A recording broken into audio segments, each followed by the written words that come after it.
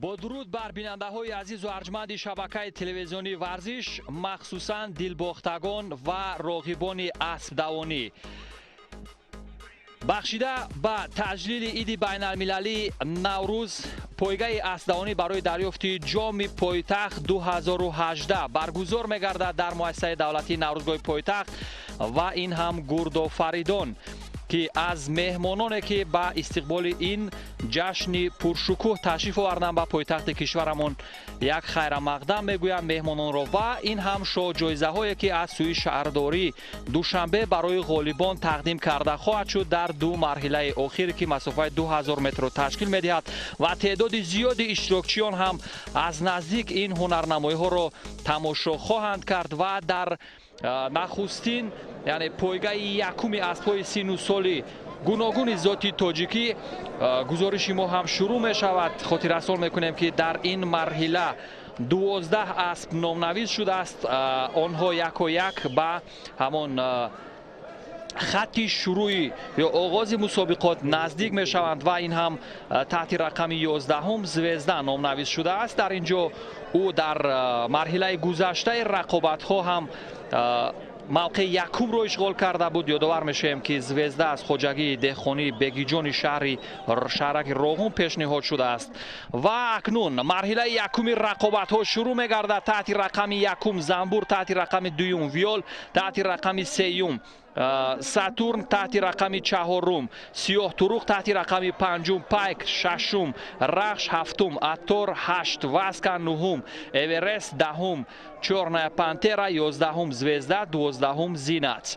همانطور که مشاهده میکنیم اینجا زوزده که تحت رقم 11 هنرنمایی کرده ایستاده است. او را الکی دو اسب یعنی گذاشتن تحت رقم یکم زنبور و تحت رقم چهارم سیاه تروق که سالی تولدش 2010 می باشد از کارخانه واحد دولتی اسب‌پرور ناحیه رودکی پیشنهاد شده است. اما همانطور که به مشاهده می رسد اینجا زوزده تعقیب کرد حریفان را و او هم پیش صف شد و اکنون ببینید سرعت افزایی و یعنی پشت سر گذاشتن دیگر حریفان. ستاره هست تحت رقم 11 هم که یعنی موقعش را اکنون استوار میکند برای دیگر حریفان را پشت سر گذاشتن. اکنون خطی مره رو تا جای نزدیکی کرده است، سروری میکند پایگاه رو و ببینید اینجا اکنون تحت رقم یکم زنبور هم تا جای سرعتش افزود، اما تحت رقم 11 هم زوزده یا ستاره همانو پیش صف است، او را تعقیب کرده ایستاده است. تحت رقم یکم زنبور که سال تولدش 2013 هم می باشد از محمدوف تیمور از ناحیه خراسان. اما زوزده اینجا به مره نزدیک می شود و این مسافه 1600 متر که دومین مراتبه است زوزده اشتراک می کند نخستین شده عبور خواهد کرد. تحت رقم یکم که روی تصویرها بود چند لحظه اون دومین شده. این زوزده در مدتی 1 دقیقه و 54 ثانیه مسافه 1600 متر را عبور کرد و در پایگاه یکم غالب دانسته شد. موقع دوم را باشد تحت رقم هفتم اتار از ناحیه خراسان در مدت 1 دقیقه و 56 ثانیه پیمود و موقع سوم را باشد در 2 دقیقه ویول از نوروزگاه پیمود و اکنون از جانب مقامات اجرایی حکومت دولتی شهر دوشنبه تحفه های تأسیس نموده به غالبان تقدیم کرده می شوند.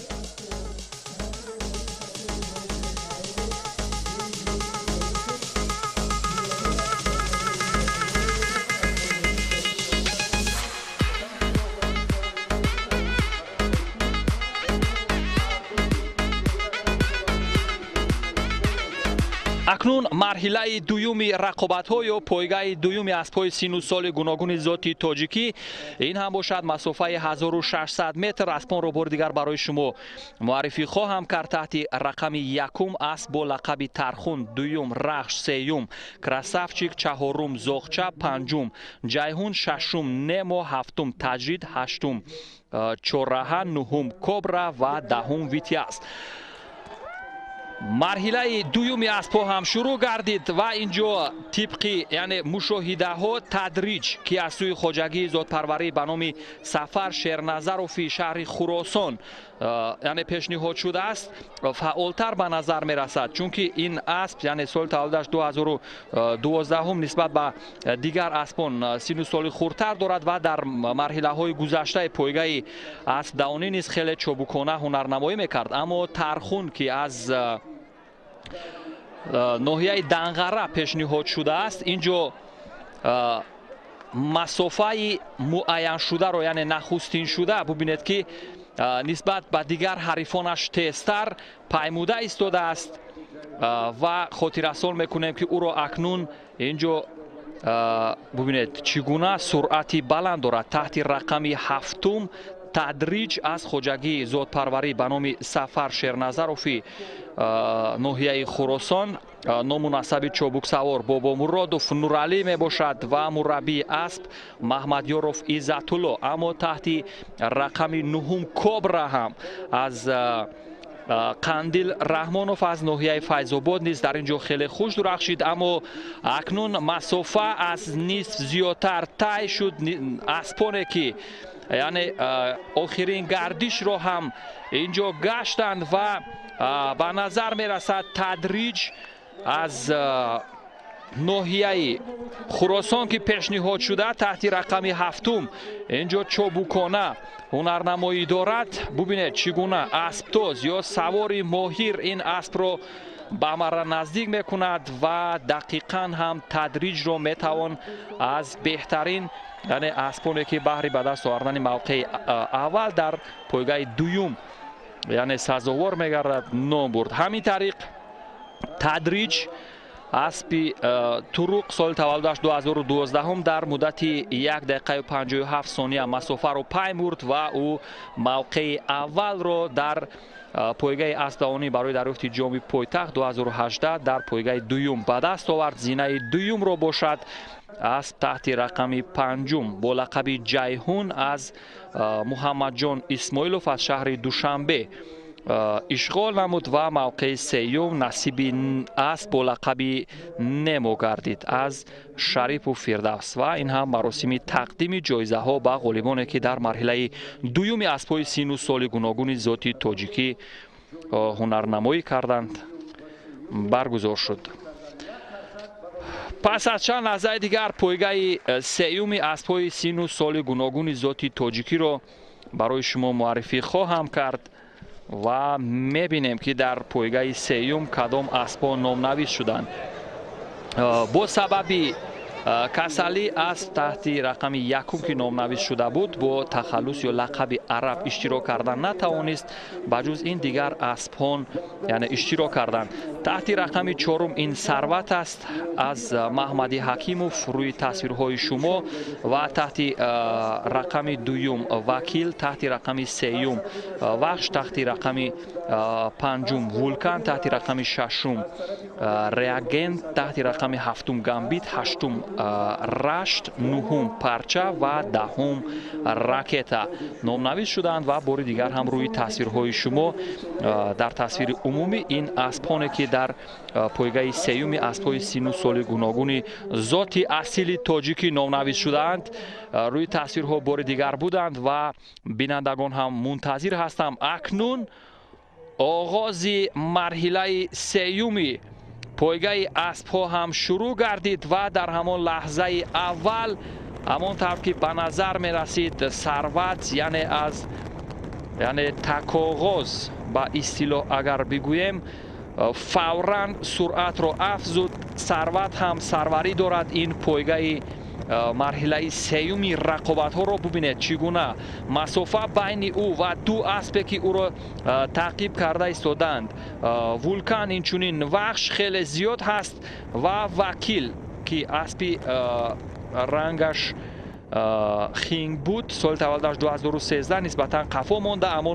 ҳамоно Сарват пешсафу пешгом ба назар мерасад дар ин рақобат ва инчунин Рашт ки аз хоҷагии деҳқонии Саидакбари ноҳияи Рашт пешниҳод шудааст ӯро таъқиб карда истодааст то ҷое ба یعنی هدف اصلیش نیز نزدیکی دارد، یعنی دریافت کردن این ثروت، اما در گمان است. و محمدی حکیموف هم این اسب رو در گفتگو بسیار توصیف کرد، یعنی سن و سالش نسبت به قسمتی زیادی این اسبان یعنی خردتر است. سال تولدش 2010 می باشد و اینجا اسبانی هستند که از او حدود 5 سال بزرگتر تا 4 سال بزرگتر هستند و این اسبی نسبتا جوانتر اکنون به مرا نزدیکی دارد و او را دو اسب دیگر تحت رقم 8 رشت اینچنین تحت رقم 7 گامبیت تعقیب کرده ایستادند. اما نوابسته از این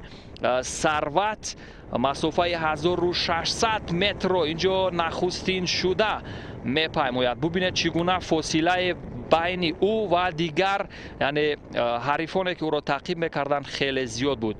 دویمین شده مسافه رو اسب تحت رقم 7 رشت پیمود و تحت رقم 7 گامبیت که از مؤسسه دولتی نوروزگاه پایتخت پیشنهاد شده بود سومین شده به مرا رسید. بار دیگر نوارهای سوس کرده شده رو تماشا میکنیم و یادآور میشیم که در مدت 1 دقیقه و 53 ثانیه ثروت موقع اول رو اشغال کرد.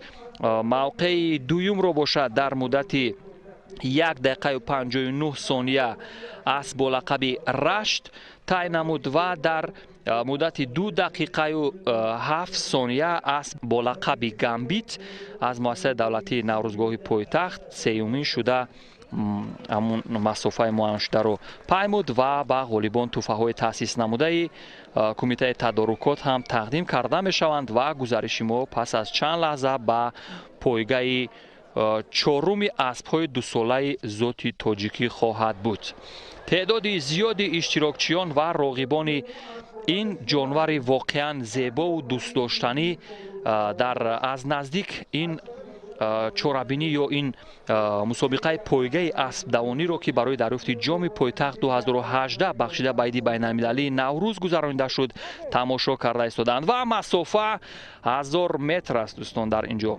و ببینیم که اکنون این اسبان که نسبتا سالشان خردتر است نسبت به دیگر همه اسبانی که اینجا یعنی با پایگاه شروع کردن سن و سال یک دارند، یعنی اسبان 2 ساله سال تولد همه اینها یعنی سال 2016 می باشد. تحت رقم 1 در اینجا دف دوم، دیوبود سوم، گولنگ چهارم، رمز پنجم، سالیوت ششم، ریدر هفتم، پرامیت هشتم، پدرک نهم، گنرال و دهم رخش رقابت کرده ایستادند. میانی هم و در اینجا همونطور که به مشاهده می رسد مهارت اسب سواری یعنی فردوس سلاموف در بالای رمز بسیار چابکانه است و این رمز است که حریفان خود را پشت سر کرده با تناسب خیلی زیاد. ببینید فاصله هم خیلی فرق کننده است و یادآور میشیم که اسبی که تحت رقم 4 رمز است از شیر محمد شاهیان مربی از سفروف خانجان هست و نخستین شده اینجا. ببینید چگونه یک رقابت تنگ و تنگ بود در لحظه آخر، اما به هر حال اینجا رمز بسیار چابکانه مسافه رو پیمود در مدت 1 دقیقه و 10 ثانیه مسافه 1000 متر رو پیمود و دومین شده گولنگ که از خواجگی دهقانی میری ناحیه خوالینگ پیشنهاد شده بود در مدت 1 دقیقه و 11 ثانیه مسافه رو پیمود و موقع سوم رو در مدت 1 دقیقه و 15 ثانیه گنرال اسب شاهرخ مجیدزاده از ناحیه فیض‌آباد طی کرد و اسبان غالب و آنهایی که مرحله رو نسبت به دیگر حریفان پیشتر عبور کردن و این هم همان اسبی که موقع اول رو اشغال کرد. ببینید چی قشنگ و زیبا و چی صورت دقت جلب کننده دارد و موقع ها آنهایی که غالبیت به دست آوردن تحفه های تأسیس نموده مقامات اجرایی حاکمیت دولتی شهر دوشنبه رو نیز سزاوار شدن و اینجا اکنون همانطور که در آغاز گزارش گفتیم یعنی گردآفریدان تاجیک که مهمانان را خیر و مقدم گفتند. گردآفرید پهلوان دختر است که در قسم از شاهنامه سر بلند میکند ولی هرچند حضورش کوتاه است ولی همین حضور کوتاه فراوان چشمرس است و فردوسی شخصیت گردآفرید را در 2 بیت به قلم آورده است که اینجا می‌سازد. قرائت کرد: زن بود بر سان گرد سوار، همیشه به چنگ اندرون نامدار. کجا نام او بود گردآفرید، زمانه ز مادر چنین ناورید. و این وصف بود از سوی ابوالقاسم فردوسی در مورد گردآفرید. و اینجا اکنون پایگاه پنجمی اسب‌های 2 ساله ذات انگلیسی و اخالتکینی هم شروع گردید و در اینجا 5 اسب هم نامنویس شده بودند: دوگلاس لایت تحت رقم 1، 2 وحش، 3 ریحانه، 4 زمان و 5 زیتون. و اینجا همانطور که مشاهده میکنیم اسبی که تحت رقم 3 با لقب ریحانه از الف از شهر خوجند پیشنهاد شده است. اسب مادیان می باشد، رنگش ترق. او ببینید که چگونه حریفان رو پشت سر کرده و چابک سوار هم بسیار ماهرانه و با یک مهارت عالی اسب تازی این اسب رو ببینید اداره کرده ایستاده است. و اسب تحت رقم 2 که با لقب وحش است، آن یعنی فقط زیتون رو گذشت، اما تحت رقم 3 ریحانه همانطور که به نظر می رسد نخستین شده مسافه 1000 متر رو پیمود و او با گرفتن موقع اول سرفراز شد. یادآور میشیم که ما نتیجه که او نشان داد در مدت 1 دقیقه و 5 ثانیه هست، یعنی مسافه پیموده این اسب که تحت رقم 3 بود. و در موقع دوم اسبی که قرار گرفت با لقب وحش از شهر دوشنبه، او در مدت 1 دقیقه و 7 ثانیه مسافه معین شده رو پیمود و موقع دوم رو اشغال کرد. و در مدت 1 دقیقه و 10 ثانیه باشد موقع سوم رو اسب با لقب زیتون صاحب اسب ثروت قربانوف از ناحیه اشت نصیب گردید. و با غالیبان هم تحفه های تأسیس نموده قدردانی کرده می شوند و این مهمان که از کشور همسایه ما ازبکستان تشریف آورده بود به مسابقات ما، یعنی با غالیبان جام و افتخارنامه و تحفه های تأسیس نموده کمیته تدارکات رو تقدیم کرد. مرحله یا پایگاه ششم اسب‌های 3 ساله ذات تاجیکی مسافه 1600 متر شروع گردید. تحت رقم 1 بغلان، 2 دربر، 3 پریز، 4 بامداد، 5 بلکه، 6 رویانه و 7 لاله بر رقابت پرداختند. تحت رقم 4 بامداد از پرویز دولتوف از ناحیه فیض‌آباد در اینجا سروری دارد، یعنی نسبت به دیگر اسبان پیش صف است. و ببینید که چگونه این تیزرو این تیزدو رو ماهرانه اداره میکند. همون اسب سواری که بالای او قرار دارد یتیموف شاهروخ و مربی اسب علی جان مرادوف هم با تربیه و با کمال رسانیدن چندین اسبان دیگر هم سهم گرفته است که در مرحله گذشتن چند اسب او هنرنمایی میکرد.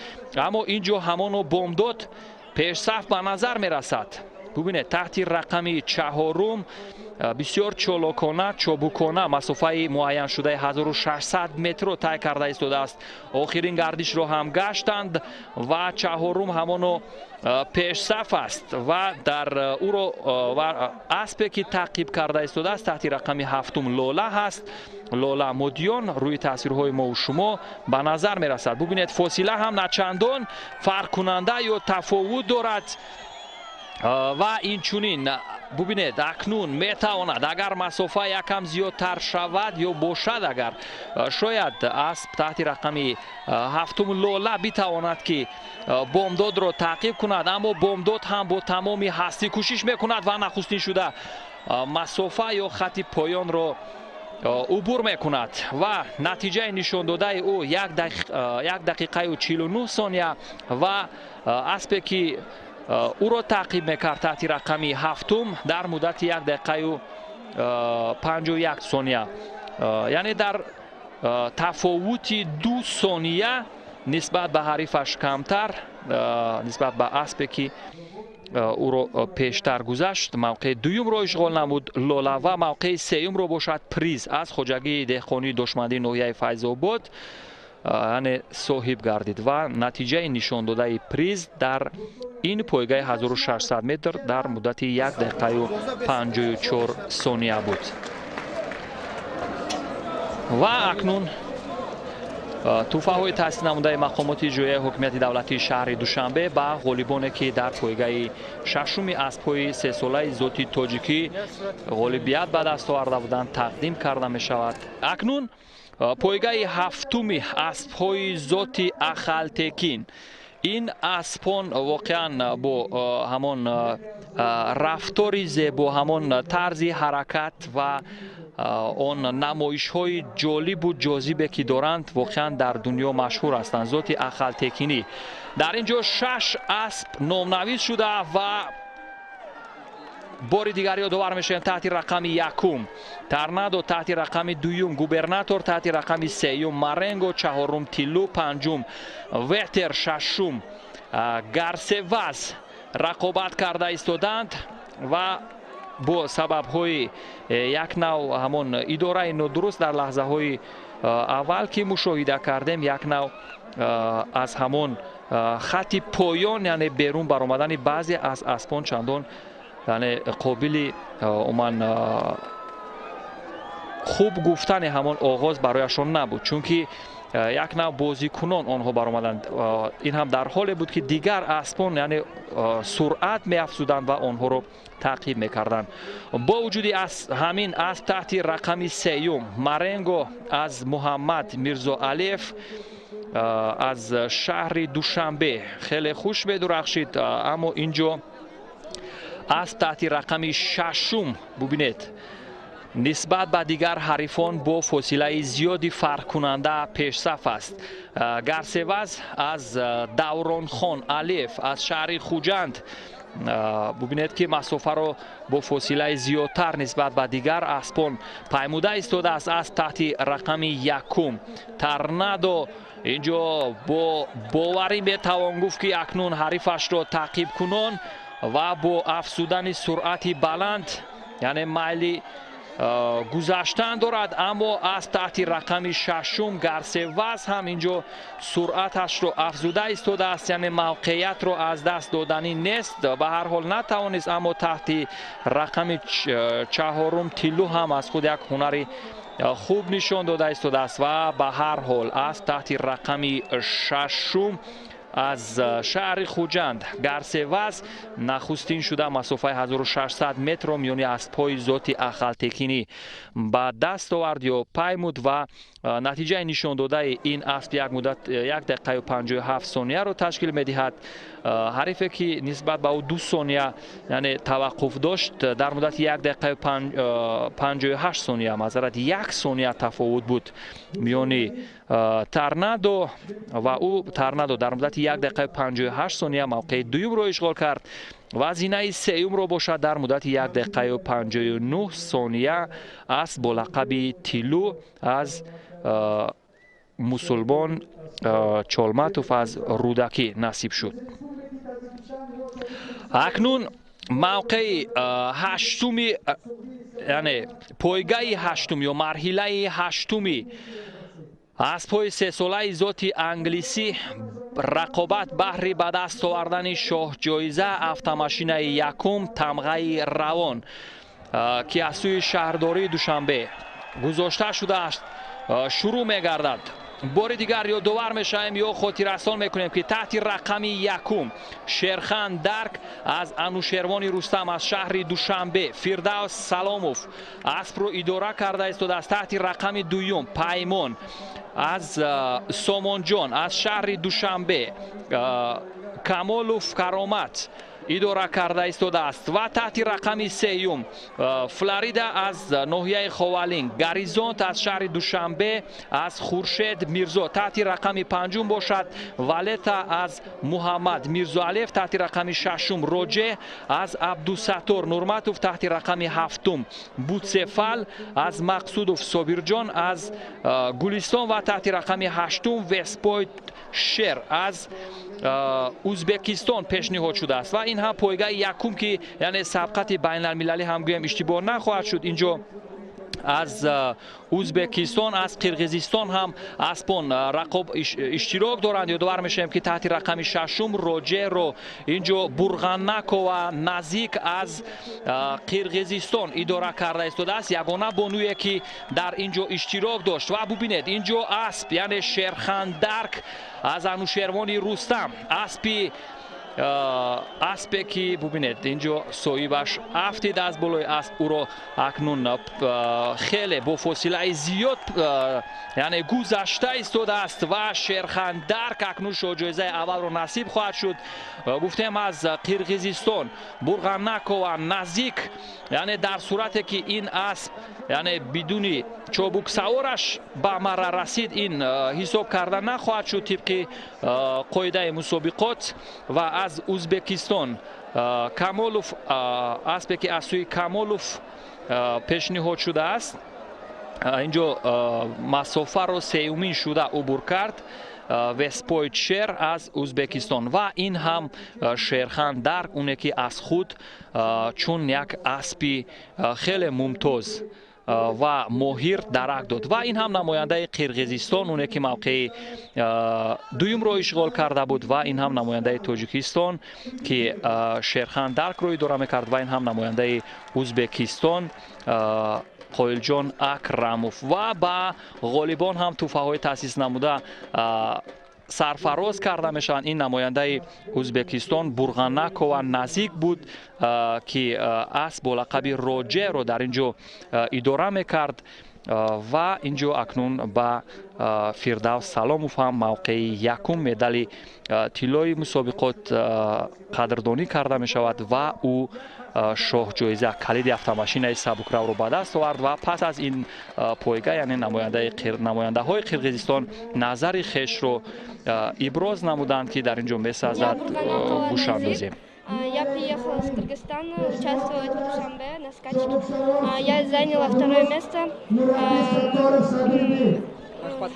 Спасибо Таджикистану, что народу, что за такую скачку. Нам очень понравился Душанбе. В 2007 году приезжал. За 10 лет очень большие изменения. В хорошую сторону. Красивый город. Спасибо таджикскому народу. Очень гостеприимно было. С праздником. И за победу вот. Поздравляем вас.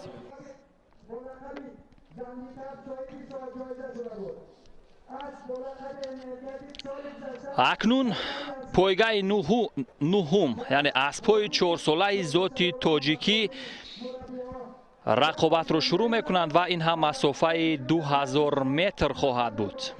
و بار دیگر یادآور میشیم که تحت رقم یکم گندیکاپ از خواجگی دهخانی میری ناحیه خوالنگ، گرگک نیز از همانجا رسوت تحت رقم سیوم از محمدی حکیموف از ناحیه فرخار، تحت رقم چهارم انرژتیک از خواجگی دهخانی دشمدی ناحیه فیض‌آباد، تحت رقم پنجم ویبرالون اون نیز از فیض‌آباد، تحت رقم ششم ادکوات از فیض‌آباد، تحت رقم هفتم گورس از انور رستموف.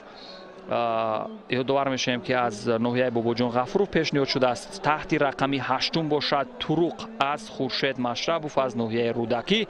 اینجا از تحت رقم هشتم روی تصویرهای ما و شما طرق اونه که آخرین معرفی شد پیشگام به نظر میرسد. اما اینجا اسبانی با مهارت اونه که با لقب گورس هنرنمایی کرده ایستاده است تحت رقم هفتم. ببینید از سمت چپی تصویرها و او به نظر می رسد که حریف اونه که تحت رقم هشتم است او را تعقیب کرده ایستاده است. اینجا یک رقابت بسیار نزدیک میان اسب تحت رقم هشتم و هفتم یعنی طرق و گورس به نظر می رسد و در همینجا موقعیت رو طرق از دست داد و به نظر می رسد که زینه اول رو گورس اشغال میکرده باشد. اما فاصله هنوز درازتر است چون که این فاصله 2000 متر است میان اسب‌های 4 ساله ذات تاجیکی.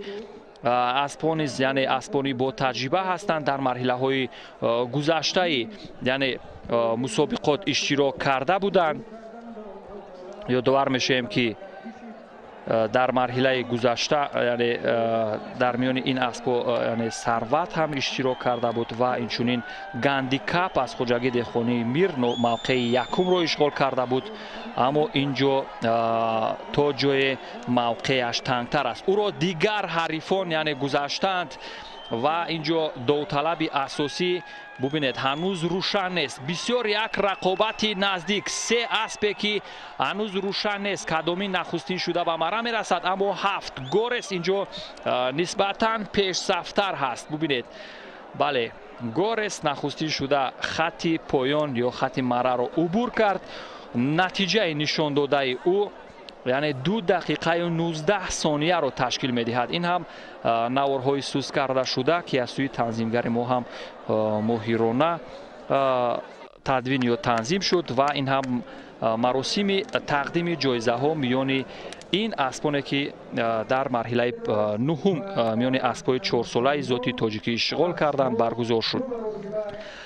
اکنون پایگاه دهمی اسبای 4 ساله ذاتی انگلیسی که بهر به دست آوردن شاه جایزه که از سوی یعنی رئیس شهر دوشنبه از سوی محترم رستم امامعلی گذاشته شده است، یعنی رقابت صورت میگیرد و اینجا هم 11 اسب نامنویس شده است. تحت رقم 1 رخش، تحت رقم 2 شرق، تحت رقم 3 لال، تحت رقم 4 دوستی، تحت رقم 5 سهراب، تحت رقم 6 اپسون، تحت رقم 7 دیپلم، تحت رقم 8 وکسا، تحت رقم 9 ریال، تحت رقم 10 مجانگ و 11 داستان. رقابت شروع گردید. در همان لحظه اول هم سرعت افزایی بسیار خوب به نظر می رسید، اما این هنوز آغازی کار است.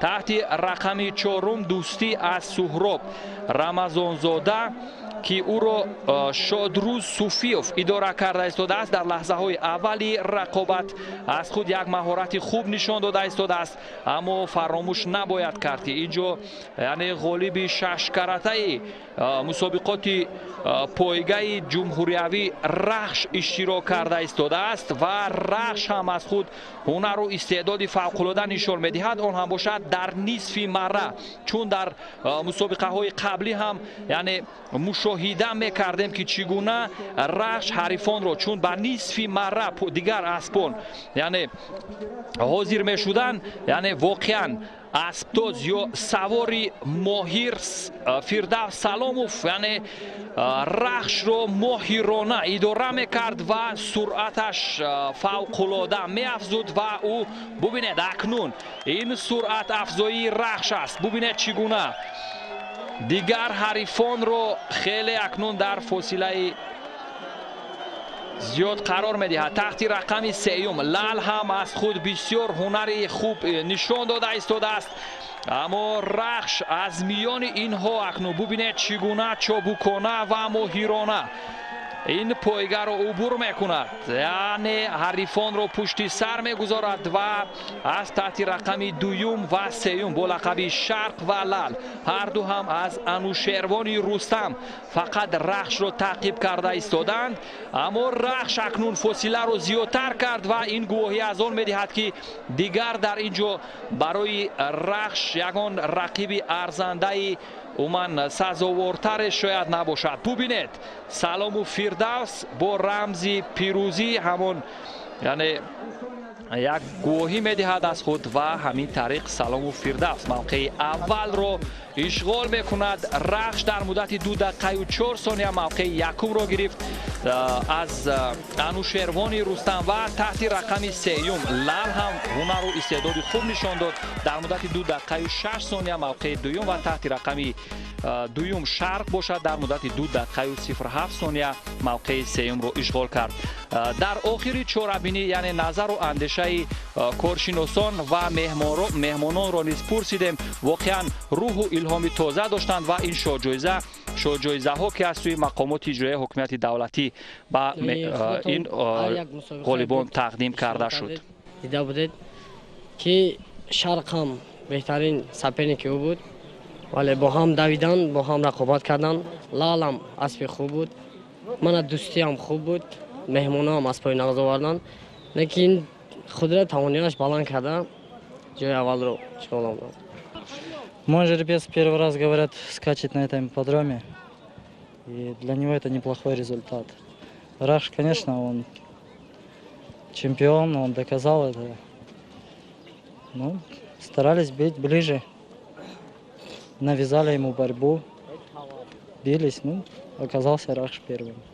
Я бы хотел выразить свои впечатления о сегодняшнем мероприятии. Конечно, воспользуясь случаем, хочу поздравить весь таджикский народ с великим праздником Навруз, с обновлением и улучшением. То, что сейчас вот мы видим за последнее время, которое улучшилось, значит, отношения между братскими народами Таджикистана и Узбекистана. Это, конечно, нас в первую очередь радует и народ Узбекистана, и Таджикистана. Я бы хотел сказать и отметить также коневодов наших стран. Это очень радует, потому что беспрепятственные проезды спортсменов со своими лошадьми мы на себе испытали, так как мы приехали со своими спортсменами и с лошадьми. Это мы убедились, что уже тех преград, которые были когда-то, их нету.